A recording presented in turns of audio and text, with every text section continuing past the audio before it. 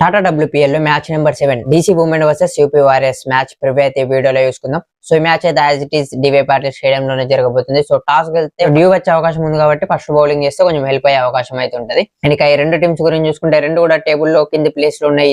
రెండు టీమ్స్ కూడా each 2 match ఆడితే ఇద్దరు కూడా 2 మ్యాచెస్ అయితే లాస్ అయ్యారు. సో ఈ మ్యాచ్ లో ఎవరో ఒక్కరు అయితే వాళ్ళ ఫస్ట్ విన్ అయితే సొంతం చేసుకుంటారని చెప్పొచ్చు. సో ఈ మ్యాచ్ లో మరొక హైలైట్ తీసుకుంటే లాస్ట్ 3 సీజన్స్ లో DC ఉమెన్ ని ఫైనల్ కి తీసుకుపోయిన కెప్టెన్ మెగ్ లానింగ్ వాళ్ళకి అగైనిస్ట్ గా ఆడబోతుంది ఇప్పుడు యూపీ వారియర్స్ టీమ్ కెప్టెన్ గా. సో తను ఎలా పర్ఫార్మ్ చేస్తుందో కూడా చూడాలి తమ ఫార్మర్ టీమ్ కి అగైనిస్ట్ గా. ఇక ముందుగా ఢిల్లీ క్యాపిటల్స్ ఉమెన్స్ టీమ్ గురించి అయితే చూసుకుందాం. సో లాస్ట్ 3 సీజన్స్ వరకు చాలా బాగా పర్ఫార్మ్ చేసిన టీం ఈ సీజన్ లో మాత్రం చాలా వరకు తడబడుతున్నారు అని చెప్పొచ్చు. 2 మ్యాచెస్ ఆడితే 2 మ్యాచెస్ కూడా లాస్ అయ్యారు.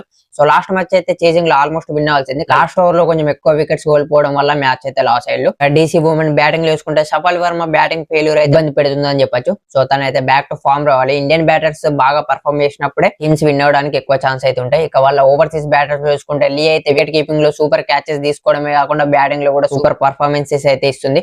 2 మ్యాచెస్ ఆడితే 2 మ్యాచ్ లో కూడా చాలా బాగా స్కోర్ చేసింది. లాస్ట్ మ్యాచ్ లో కూడా ఆల్మోస్ట్ 160 టైక్ రేట్ తోని 80+ రన్స్ కూడా స్కోర్ చేసింది. అలాగే లారా వాల్వరేడ్ కూడా లాస్ట్ మ్యాచ్ లో 77 రన్స్ అయితే స్కోర్ చేసింది 200 స్ట్రైక్ రేట్ తోని.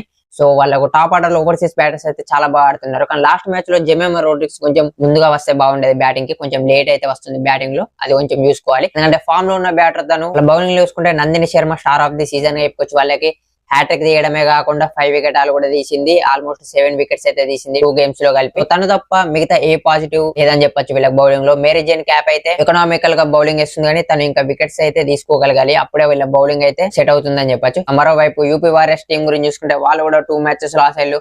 వాళ్ళ బ్యాటింగ్ లో చాలా ప్రాబ్లమ్స్ ఉన్నాయని చెప్పొచ్చు. వాళ్ళ మెయిన్ ప్రాబ్లం వచ్చేసి వాళ్ళ మెయిన్ బ్యాటర్ అయిన మెగ్ లానింగ్ అయితే 2 మ్యాచెస్ స్ట్రగుల్ అవుతుంది, ఎక్కువ బాల్స్ అయితే వేస్ట్ చేస్తుంది.